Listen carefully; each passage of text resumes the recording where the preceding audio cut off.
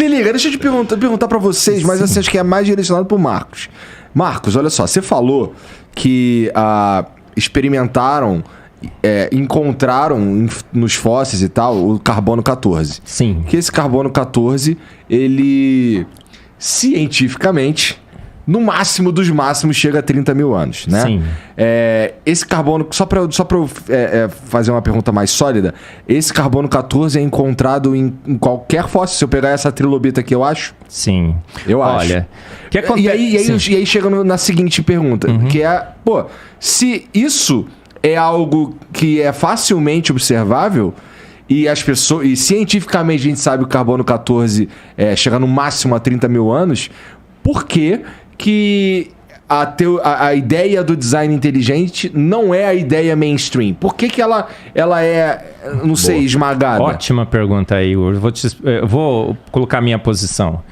Veja bem, a ciência nasceu com a percepção de que havia Deus. Deus é o autor e consumador da ciência. A ciência nasceu com o entendimento que o homem teve, que ele foi feito à imagem e semelhança de Deus. Portanto, ele tinha a mente de Deus e entenderia o universo.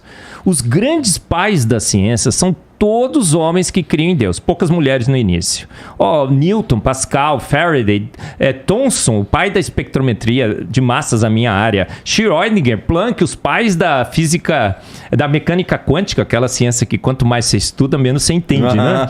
Todos eles criam em Deus. Olha, os 90% dos ganhadores de prêmios Nobel, homens que criam, que creem, que continuarão crendo em Deus, porque as estatísticas não estão mudando, Igor. 67% de cristãos, 22% de judeus, só 10% de ateus. Porque eu brinco, né? O pessoal diz que cientista bom é cientista ateu, mas parece que as estatísticas mostram diferentes, não é? Parece que crer em Deus te leva até uma chance maior de você ganhar o prêmio Nobel. A ciência nasceu com essa percepção, mas em 1859, Darwin escreveu um livro, A Origem das Espécies. Que o pessoal fala, olha, tá recheado de evidências científicas. Não tem sequer uma evidência científica da evolução. Não sei se você já leu o livro A Origem das Espécies. Eu li, eu quero convidar todo mundo a ler. Você vai chegar no fim e vai perceber que Darwin tinha duas propostas, sugestões. Eu falo para meus alunos que você nunca em ciência deve falar eu acho, não? Se você acha, volta para casa, quando você tiver certeza, você fale. Ele fala, eu acho que modificações ao longo de milhões e milhões de anos criaram a vida, sofisticaram a vida. A criação de vida, ele nem sabia como a vida tinha surgido. A academia, o positivismo, o iluminismo, estava muito forte nessa época. Comprou essa ideia. Se desviou de Deus, deixou Deus fora. Ele falou assim, Deus não pode mais colocar o pezinho na porta. Comprou a ideia e por 150 anos nós temos anunciado à sociedade, temos nas nossas aulas, são todas baseadas no darwinismo e no naturalismo. A mídia fez toda uma propaganda. Um clube foi estabelecido para defender a evolução, o Clube X, tem um livro todo que conta sobre isso. E a gente ficou por 150 anos dizendo, a gente descobriu a receita da vida, a gente evoluiu, Darwin estava certo, ele teve a maior ideia que o homem já teve. O Hélio Schwartzman escreveu um artigo na Folha dizendo que a evolução é mais lei do que a lei da gravidade. Pode? Eu brinquei no meu Face, né? Porque eu sou meio irreverente assim, né? Russo, alemão e tudo. Falei, cara, eu jogo pedra pra cima e ela cai na minha cabeça. Eu nunca joguei um chimpanzé e caiu um humano, né? Mais lei do que a lei da gravidade? A gente ficou anunciando por 150 anos. Isso é um espantalho. Ninguém fala que o humano veio do chimpanzé. Eu sei, a gente veio de um ancestral símio comum, tá? Aí que estamos em árvores diferentes da vida. Eu falo sobre isso no meu livro. E aí o que acontece? Agora, a gente descobriu que a vida é jovem na Terra. A Terra é jovem. A gente descobriu que Darwin estava nu, completamente nu. Olha, sequer a gente conseguiu uma evidência durante esses 150 anos. A Revolução nasceu sem evidências científicas, continua sem evidências científicas e está morrendo sem elas. Como é que eu vou chegar agora, encarar toda uma sociedade, depois de toda essa propaganda que eu fiz e dizendo, gente, errei. Eu estava errado. E agora esses hereges do design inteligente, esse design inteligente que inclusive aponta novamente a ciência para Deus, que pode trazer a ciência de volta para Deus, está certo. Então você percebeu o grande problema hoje? Richard Dawkins, ele disse o seguinte, perguntaram para ele, Dawkins, Que evidência você teria que te convenceria de que Darwin estava errado, que Deus criou todas as coisas? Ele virou e falou assim, ó, nem se uma estátua da Virgem Maria ganhasse vida e olhasse para mim e falasse assim, Dawkins, eu sou a mãe de Jesus Cristo, Deus existe? Ele falou, não acreditaria. Então, a gente tem um pacto hoje, um dogma com a evolução, 150 anos, cientista não gosta de dizer que errou, e a gente está tentando, eu brinco, é uma luta de boxe, o boxeador está nocauteado no chão, o juiz só está terminando a contagem está assim, ó, 156, 157, 158. E a gente está relutando para admitir o óbvio. É isso que faz com que a academia hoje não admita o óbvio, que a Terra é jovem, a vida na Terra é jovem, que Darwin errou, infelizmente. Não existe um lugar na academia onde se possa debater esse...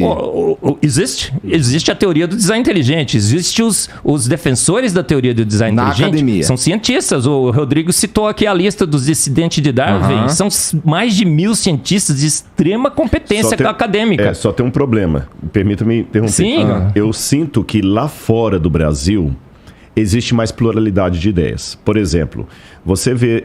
Eu conheço muitos nos Estados Unidos que são paleontólogos com PhD, todos com PhD, nenhum com mestrado, PhD. Paleontólogos, biólogos, primatólogos, né? Primatólogos, pessoas que estudam primatas e tudo. E quando eles estudam lá, eles usam método científico, eles usam laboratório, eles têm a bolsa do governo, como qualquer outro. Aqui no Brasil, não. Aqui no Brasil a coisa é mais engessada. Você está entendendo? Lá, por exemplo, você pode falar de design inteligente dentro de uma universidade. Lá não tem problema nenhum. Aqui a coisa é mais embaçada. Esse é que é o problema. E mesmo lá fora, às vezes só um detalhe. Sim. Vou dar um exemplo até de alguém que... Olha, ele nem era design... ele é evolucionista. Ele acredita mais ou menos na evolução das espécies. Você falou do DNA, o Francis Collins. O Francis Collins, depois que ele mapeou o genoma humano, que foi uma grande descoberta dos últimos anos na biologia, né? Mapeou o genoma humano. Tudo que ele falou aí do genoma, o cara decifrou. Isso é mais do que François Champollion decifrando a Pedra Roseta em 1822. O cara foi gênio. Depois que ele decifrou, que já estava esfregado na cara de todo mundo que ele era o cara, ele publicou um livro, The Language of God, a linguagem de Deus. E nesse livro, tem uma parte que ele fala, os rascunhos desse livro já estão escritos há muito tempo. Mas eu só ousei publicá-lo e afirmar peremptoriamente a minha convicção da existência de Deus depois que eu encerrei toda a pesquisa do genoma humano. Porque pelos meus pares e pelos preconceitos do ateísmo metodológico, se eu declarasse essa fé no meio do processo, todas as bolsas teriam sido tiradas, todo o incentivo teria sido tirado, eu teria perdido meu lugar na academia e eu não continuaria a pesquisa. Então, por prudência, eu esperei terminar para agora falar assim, ele é católico, sou católico convicto, acredito na Virgem Maria, acredito nisso, e eu provei que um crente pode ter ciência, tanto é que eu mapeei o genoma humano. Está no livro The Language of God. Eu estou contando isso aqui apenas a guisa de ilustração, para vocês verem que tem também uma ideia de negacionista. Olha a linguagem que estou usando. Esses são os negacionistas. Eu vou falar assim, é mentira, Rodrigo, ninguém persegue crente na universidade, não tem isso.